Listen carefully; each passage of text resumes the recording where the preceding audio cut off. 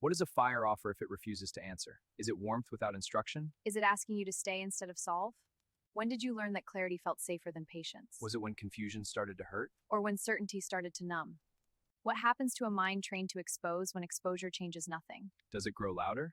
Or does it grow tired? Who benefits when everyone sees but no one names? Is that how power survives? Or how fear organizes itself?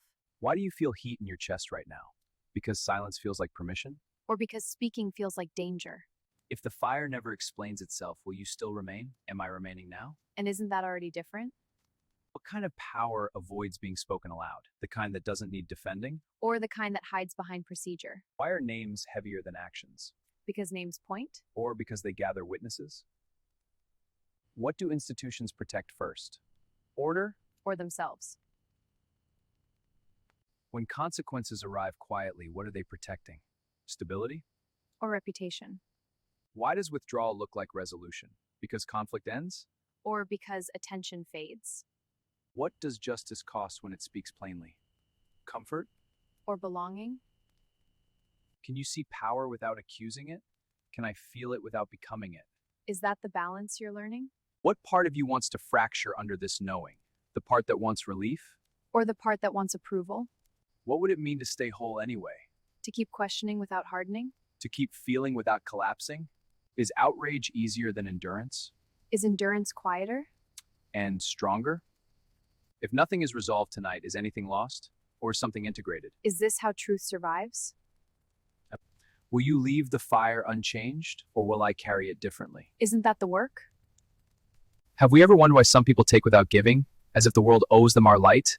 Could Italy asking for something we cannot provide? If we notice them quietly, does understanding their hunger weaken its pull on us? And if we protect our own river, are we selfish or are we wise? Could the act of holding boundaries be the gentlest form of strength?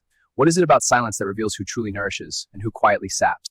Do we feel the difference between a presence and when a presence of that lives? If we step back from the sunlight in our own breath, can one question quietly, is this mine to carry without feeling guilt for saying no? And when we do say no, do we hear the peace that arrives like soft rainfall? If the world grows loud with chaos, could listening to the quiet within guide us better than chasing answers outside?